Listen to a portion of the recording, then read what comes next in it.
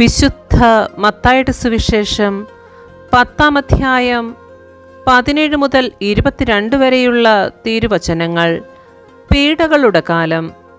മനുഷ്യരെ സൂക്ഷിച്ചുകൊള്ളുവിൻ, അവർ നിങ്ങളെ ന്യായാധിപ സംഘങ്ങൾക്ക് ഏൽപ്പിച്ചു കൊടുക്കും. തങ്ങളുടെ സിനഗോഗുകളിൽ വെച്ച് അവർ നിങ്ങളെ മർദ്ദിക്കും. നിങ്ങൾ എന്നെ പ്രതി നാടുവാഴികളുടെയും രാജാക്കന്മാരുടെയും സന്നിധിയിലേക്ക് നയിക്കപ്പെടും. അവിടെ അവരുടെയും വിജാതീയരുടെയും മുൻപാകെ നിങ്ങൾ സാക്ഷ്യം നൽകും. അവർ നിങ്ങളെ ഏൽപ്പിച്ചു കൊടുക്കുമ്പോൾ എങ്ങനെ പറയണമെന്നോ എന്തു പറയണമെന്നോ നിങ്ങൾ ആകുലപ്പെടേണ്ട. നിങ്ങൾ പറയേണ്ടത് ആ സമയത്ത് നിങ്ങൾക്ക് നൽകപ്പെടും.